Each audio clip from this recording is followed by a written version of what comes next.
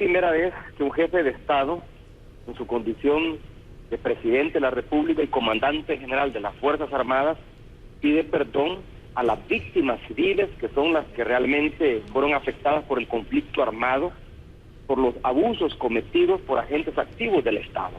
Hace 2 años, en la conmemoración del 18 aniversario de los Acuerdos de Paz, yo pedí perdón en general por los abusos cometidos por la Fuerza Armada, los cuerpos de seguridad y todas aquellas instituciones del Estado que participaron en el pasado conflicto.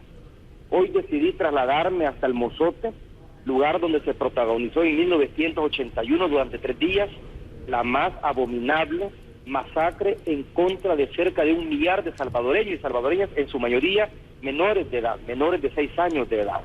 De tal manera que la solicitud de perdón en mi condición de jefe de Estado, aun cuando no soy responsable de esas masacres, lo hice como presidente de la República y como comandante general de las Fuerzas Armadas, a quienes debía la reparación, la restitución de su dignidad. Y la restitución de su dignidad comienza por el conocimiento de la verdad y con la aceptación de hechos que fueron ignorados durante más de 30 años. Señor presidente Funes, buenas tardes, un saludo.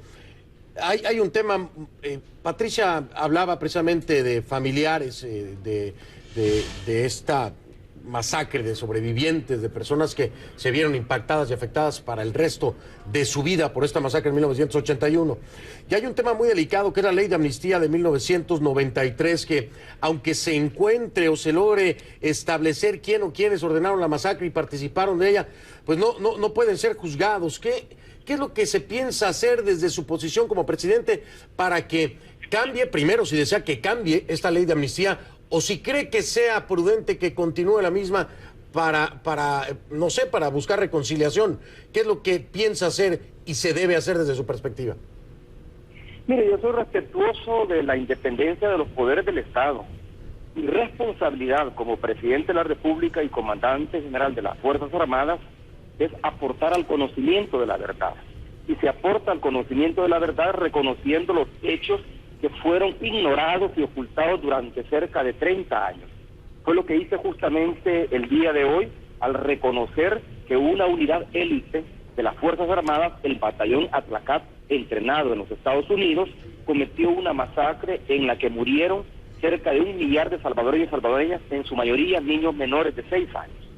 Ahora, a mí no me corresponde como jefe de Estado impartir justicia. La justicia la imparte el Ministerio Público y los jueces y magistrados del órgano judicial. No es cierto que la ley de amnistía aprobada en 1993 sea un impedimento para el combate de la impunidad. La Sala de lo Constitucional, en un recurso que fue presentado en 1998, resolvió que cuando la ley de amnistía se refiera a hechos que implican graves violaciones a los derechos humanos, viola la Constitución y por lo tanto no es aplicable. La Constitución faculta a los jueces de la República a declarar la inaplicabilidad de una ley cuando ésta está en contradicción con la Constitución. De tal manera que la ley de amnistía no representa ningún obstáculo para que se inicie una investigación judicial y se esclarezca la verdad. En ningún momento la ley de amnistía es un obstáculo para esclarecer por la vía judicial graves violaciones a los derechos humanos o a los derechos humanos cometidos durante el pasado conflicto. ¿Esperaría entonces usted, presidente, que la justicia actúe después de que ha denunciado públicamente los nombres de las personas que dirigieron estos comandos, estos batallones? Y bueno, ¿teme alguna represalia por parte de estas personas, de las Fuerzas Armadas? No temo ninguna represalia. La Fuerza Armada es una institución democrática, profesional. Es una de las instituciones del Estado que más ha evolucionado, que más se ha modernizado y que más se ha democratizado luego la firma de los acuerdos de paz después de 20 años designados estos. Ahora bien, como jefe de Estado y como presidente constitucional y comandante general de las Fuerzas Armadas, mi obligación es primero reconocer una masacre y tal como ocurrieron los hechos, una verdad que fue ignorada a lo largo de 30 años y que no fue reconocida por ningún gobernante que me antecedió. Luego después tengo que solicitar el perdón de las víctimas y de los familiares y amigos de las víctimas por estos hechos cometidos y por los abusos de autoridad cometidos durante el pasado conflicto. La función de impartir justicia le corresponde al Ministerio Público y al órgano judicial.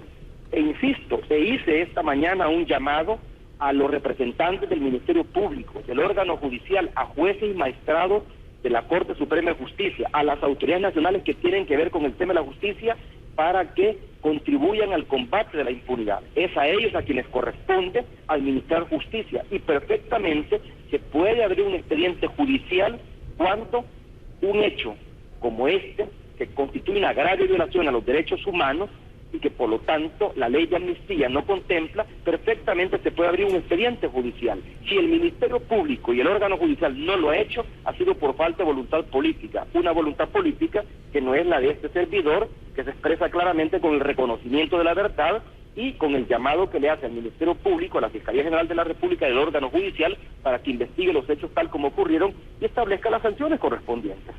Señor presidente, hizo otro llamado importante el día de hoy, una revisión histórica para no exaltar a aquellos militares que estuvieron ligados a la masacre. Un ejemplo, la Tercera Brigada de San Miguel, Domingo Monterrosa Barrios. Y aquí hay una respuesta ya inmediata por parte de Arena, precisamente donde dicen, están en libertad de exaltar a quien crea conveniente y al mismo tiempo pues señalan que habría que cambiar entonces también, no solamente en este sentido el Partido Arena involucrado, sino el Frente Farabundo Martí, por las bases y fundadores de los mismos. ¿Qué responde usted a eso? ¿Le parece que tienen razón en su apreciación desde el punto de vista de Arena? No tienen ninguna razón. Yo hice un llamado al liderazgo político nacional, especialmente ahora que entramos a una nueva contienda para elegir alcaldes y diputados, para que en el contexto de los acuerdos de paz los partidos políticos y sobre todo el Partido Arena abandone los himnos fundacionales y las prédicas partidarias que fomentan la polarización, la violencia y que en nada contribuyen a la creación de una cultura de paz. Como comandante general de las Fuerzas Armadas tengo todas las facultades que la Constitución establece para instruir a la Fuerza Armada para que aquellos jefes militares que estuvieron involucrados en graves violaciones a los derechos humanos no sean exaltados como héroes de la institución y mucho menos como héroes del país.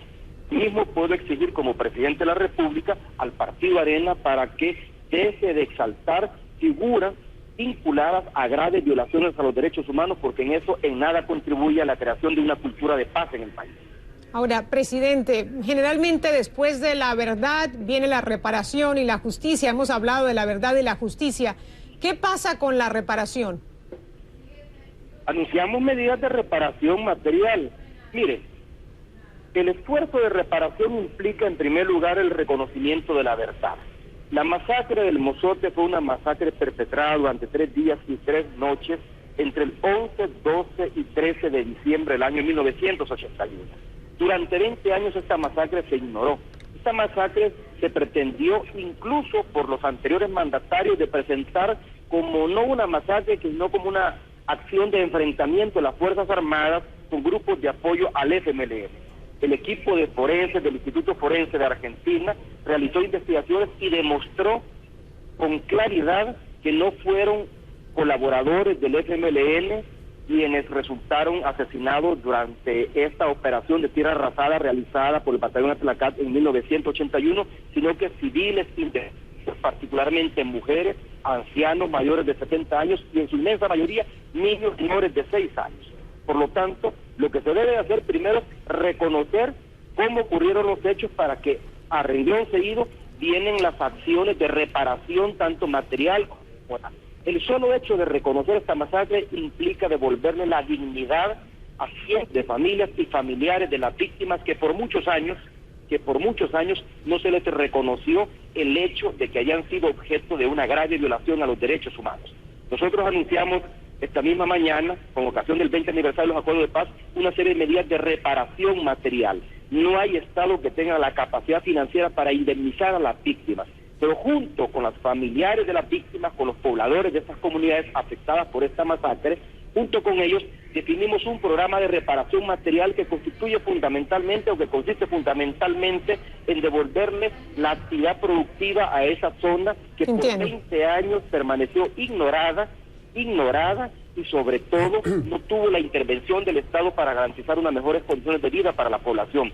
Ese conjunto de medidas son las que anunciamos esta misma mañana y que fueron consensadas con representantes de las mismas comunidades. En eso consiste la reparación material, no tanto en una indemnización simbólica para los familiares de las víctimas, sino que en darle la posibilidad a los hijos e hijas de quienes fallecieron, de quienes fueron asesinados en esa zona, de poder tener acceso a una vida productiva, a una vida digna, porque esa es la responsabilidad del Estado. Pues, presidente, le agradecemos muchísimo que nos haya atendido esta noche. Quisiéramos tener mucho más tiempo para hablar de muchos otros temas en su país. Nuestros seguidores en Twitter nos sugieren una serie de preguntas que, bueno, usted conoce el tiempo en televisión. Se va volando, es muy rápido. Así que, de nuevo, muchísimas gracias y esperemos tener un contacto próximamente. Gracias a ustedes por este tiempo que me han brindado. El presidente de El Salvador, Mauricio Funes, hablándonos desde San Salvador.